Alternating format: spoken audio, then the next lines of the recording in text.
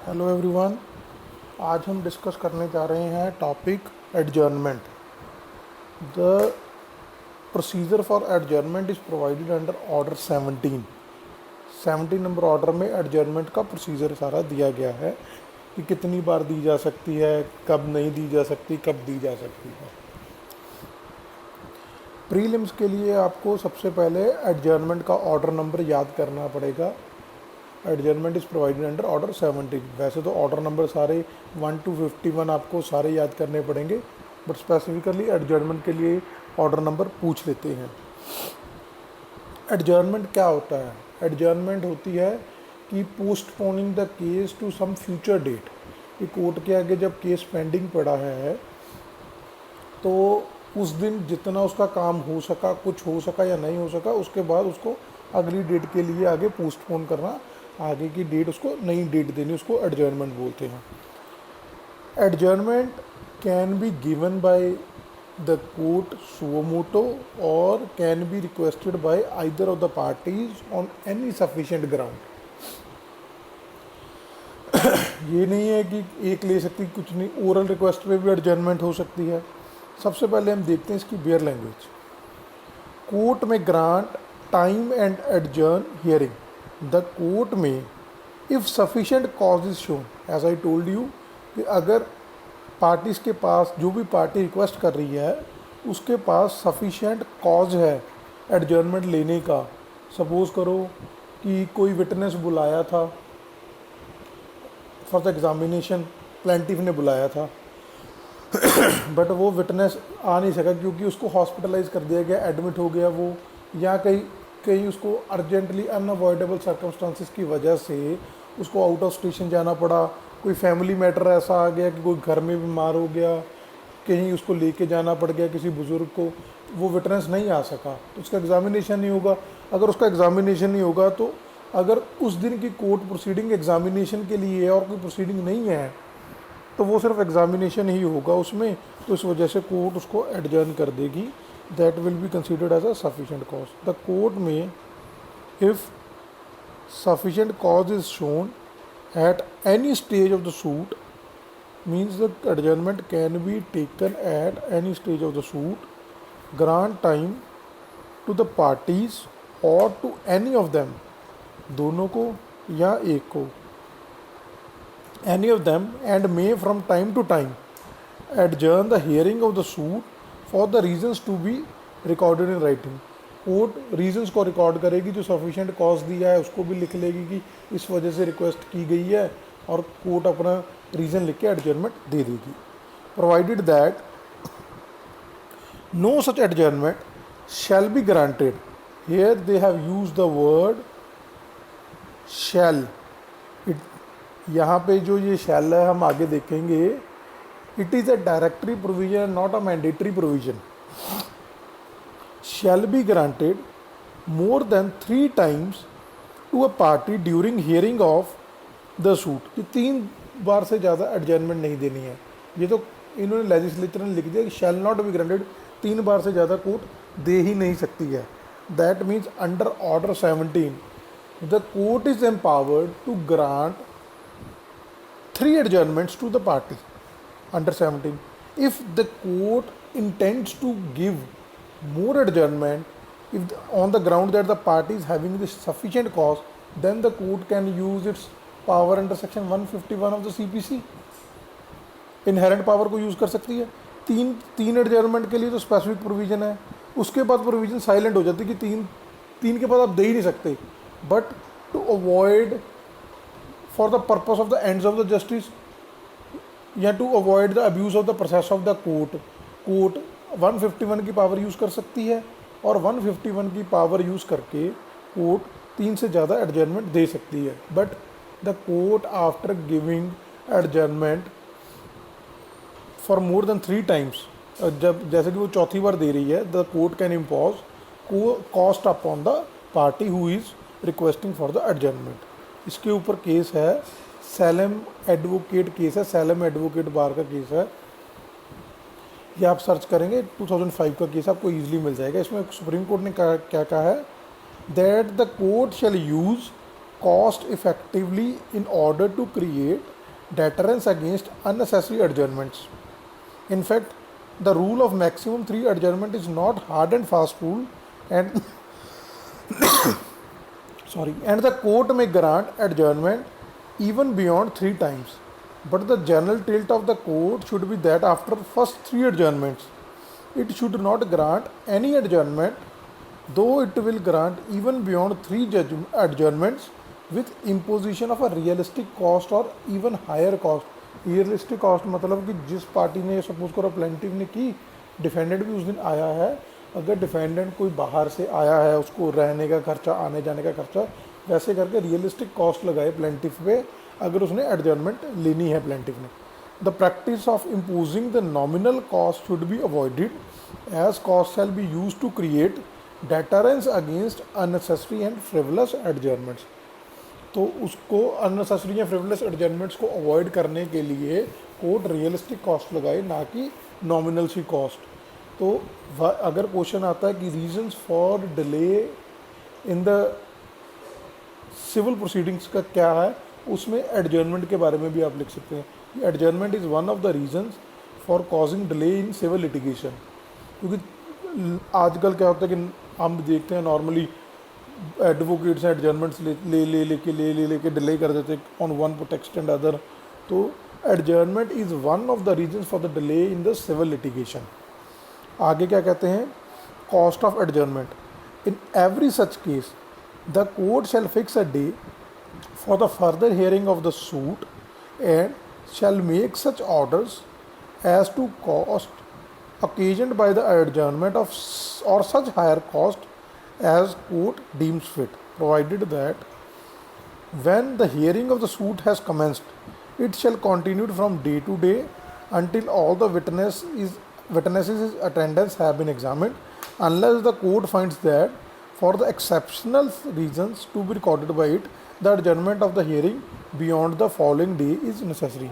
सबसे पहले तो ये कह रहे हैं कि जो है कोर्ट अगला डे फिक्स करेगी अगर एडजर्नमेंट देगी फॉर द फर्दर हियरिंग, कि किस दिन अगली हियरिंग होगी, उसके ऊपर जो एडजर्नमेंट दे रही है court shell make an order for realistic cost. Realistic या उससे ज़्यादा हायर कॉस्ट का ऑर्डर कर सकती है जो उसको ठीक लगे. प्रोवाइडेड आगे प्रोवाइजो का कहता है कि अगर सूट की हियरिंग स्टार्ट हो गई है वो डे टू डे चलेगी जब तक सारे विटनेसेस एग्जामिन नहीं हो जाते. डे टू डे मतलब आज जितने हुए विटनेसेस उतने, बाकी कल परसों, फिर उससे अगले दिन, उससे अगले दिन, ऐसे चलेगी. बट इन केस कोर्ट को लगता है कि इसको एडजर्न करने की ज़रूरत है, आज 2 विटनेस हो गए, अब अगले विटनेसेस के लिए एडजर्नमेंट की ज़रूरत है, देन द कोर्ट में grant the adjournment after recording the reasons. वो रिकॉर्ड करके रीजंस अपनी एडजर्नमेंट दे सकती है. आगे क्या कहते हैं, no adjournment shall be granted at the request of a party except where the circumstances are beyond the control of that party. कि जो एडजर्नमेंट है वैसे ही नहीं मिलेगी किसी पार्टी को, सिर्फ उस ग्राउंड्स पे मिलेगी जो ग्राउंड्स पार्टी के कंट्रोल से बियॉन्ड है. सपोज करो कि वकील साहब बीमार हो गए, अब वकील साहब आ ही नहीं सकते, या वकील साहब खुद बाहर चले गए किसी अर्जेंट वर्क से, उनको भी काम पड़ सकता है. तो these are the reasons in which the circumstances are beyond the control of the party. In that case, the court will grant the adjournment to the party. No adjournment, the fact that the pleader of a party is engaged in other court shall not be a ground for adjournment. मतलब कि वकील साहब दूसरी court में कहीं argument कर रहे हैं, on this ground the party requested the court that kindly grant me the adjournment as the pleader is engaged in other court. This shall not be a ground for the adjournment of the case. The party cannot seek the adjournment only on this ground. इस ground पे नहीं मिलती. इसको आप एक तरह का instance लेके चलें कि ये एक तरह की एग्जांपल दी गई है. ऐसे और भी कई केसेस हो सकते हैं जिस पे कोर्ट रिफ्यूज़ कर सकती है, या जैसे बोल दे कि जी वकील साहब तो हाई कोर्ट गए हैं जी, वहाँ पे बिजी है, then the court can refuse the adjournment. कि अगर वो हाई कोर्ट गए हैं तो यहाँ पे भी आना ज़रूरी है, तो एडवोकेट साहब को ही आना पड़ेगा, तो then the court can refuse the adjournment on this ground also. Where the illness of pleader or his inability to conduct the case for any reason other than his being engaged in another court is put forward as a ground for adjournment, the court shall not grant the adjournment unless it is satisfied that the party applying for the adjournment could not have engaged another pleader in time. मतलब कि अगर request की कि वकील साहब बीमार हैं या किसी और वजह से जैसे बाहर गए हैं आ नहीं सकते, तो कोर्ट सीधा एडजर्नमेंट नहीं ग्रांट कर देगी. कोर्ट देखेगी कि whether the party was having a sufficient time to engage another lawyer or not. If the party was having the sufficient time then the court shall not grant. But if the party was not having the sufficient time, then the court will grant the adjournment to the party. पर आजकल normally ये होता है कि अगर गए हैं तो नॉर्मली कोर्ट दे देती है, स्ट्रिक्ट नहीं होती. एडजर्नमेंट के केसेस में कोर्ट ज़्यादातर स्ट्रिक्ट नहीं होती. But in case if it is apparent to the court that कि जो पार्टी है डिले टैक्टिक्स कर रही है, डिले करने के लिए एडजर्नमेंट्स ले रही है, then the court can refuse the adjournment to the party. Otherwise court थोड़ा सा लिबरल होती है because it is a procedural law. तो कोर्ट इतना हार्ड एंड फास्ट नहीं हो सकती. जैसे 3 टाइम्स के एडजर्नमेंट का प्रोविज़न दिया गया है, तो it can not be make a formula like straight jacket formula बना लो और आपको 3 बार से ज़्यादा मिलेगी नहीं adjournments. There can be a circumstances where more than 3 adjournment is required. In that case the court can grant the adjournment. Where a witness is present in the court but a party or his pleader is not present, or the party or his pleader though present in the court is not ready to examine or cross-examine the witness, the court may, if it thinks fit, record the statement of the witness and pass such order as it thinks fit, dispensing with examination in chief or cross-examination of the witness as the case may be by a party or his pleader not present और not ready as aforesaid. मतलब कि एक witness है जी, suppose करो plaintiff का witness है, court में आ गया. अब प्लेंटिफ के एडवोकेट बोल रहे जी मैं आज इसको एग्जामिन नहीं करूँगा, या प्लेंटिफ के विटनेस ही प्लेंटिफ ही नहीं है या प्लेंटिफ के प्लीडर भी नहीं है कोर्ट में. और दूसरी तरफ हम एग्जाम्पल लगा लें कि डिफेंडेंट का विटनेस है तो वो एग्जामिन नहीं करवा रहा, या प्लेंटिफ का विटनेस है, डिफेंडेंट उसके काउंसिल आई नहीं, या डिफेंडेंट के काउंसिल ने क्रॉस एग्जामिन करने से मना कर दिया. इन ऑल दीज केसेस जो कोर्ट है वो क्या कर सकती है, कोर्ट विटनेस का स्टेटमेंट रिकॉर्ड कर सकती है खुद और उसको डिस्पेंस कर सकती है, उसको रिलीज़ कर देगी कि अब आपको आने की ज़रूरत नहीं है, चाहे वो एग्जामिनेशन इन चीफ हो या क्रॉस एग्जामिनेशन. अगर प्लेंटिफ का विटनेस है उसने एग्जामिनेशन इन चीफ नहीं करवाया इन दोनों वजह से, या एडवोकेट नहीं है या एडवोकेट है पर उसने मना कर दिया, प्लीडर ने मना कर दिया कि मैं आज नहीं करवाऊंगा, इन that case court can record the statement of the witness and it's reason इन्होंने ऐसे रिफ्यूज़ कर दिया या नहीं थे, और कैन डिस्पेंस द विटनेस, उसको भेज सकती है वापस.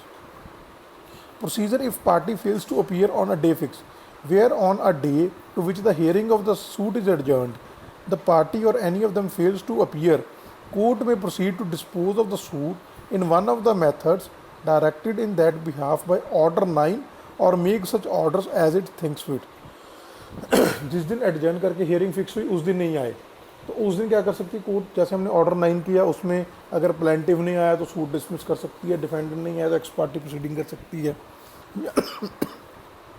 या कोई और ऑर्डर पास कर सकती है जैसे कि एडजर्न कर दे दोबारा आगे के लिए, जो कोर्ट को ठीक लगे वो ऑर्डर पास कर सकती है.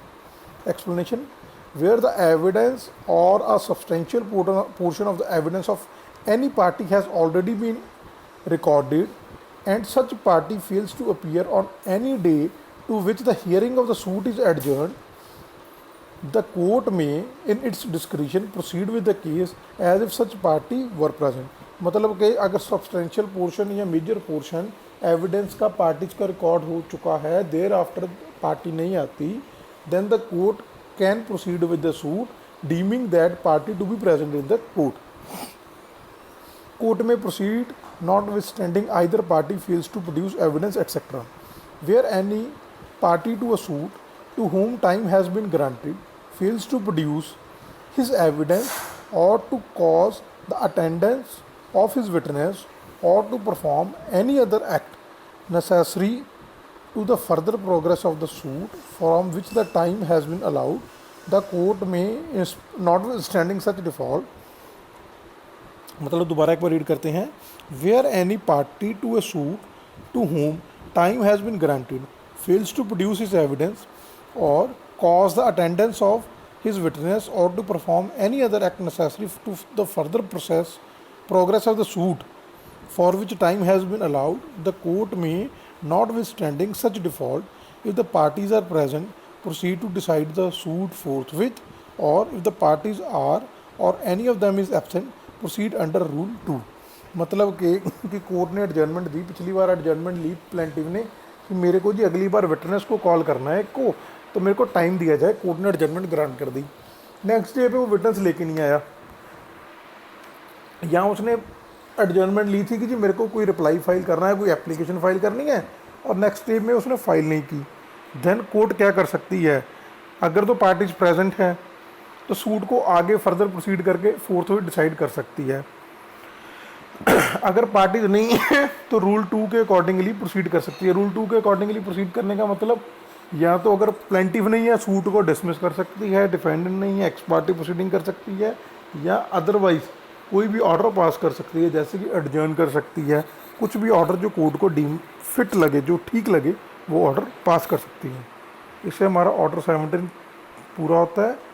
सैलम एडवोकेट बार केस है जो, वो बहुत बड़ा केस है, उसमें एक पॉइंट, इस पॉइंट के रिलेटेड ये डिस्कस किया गया, उसमें अदर सीपीसी की प्रोविजंस, मेजर अमेंडमेंट्स की डिस्कशन की गई है, जो अमेंडमेंट्स हुई थी उसके बारे में 2002 की अमेंडमेंट्स हैं, उसको डिस्कशन किया गया है कोर्ट, सुप्रीम कोर्ट की तरफ से। तो आप पूरा केस अगर पढ़ सकते हैं तो आपके लिए, अदरवाइज सीपीसी के लिए अच्छा होगा, नहीं तो जितना मैंने बताया है सैलम बार एडवोकेट केस है जो, वो ऑर्डर 17 के लिए इतना सफिशेंट है। Thank you.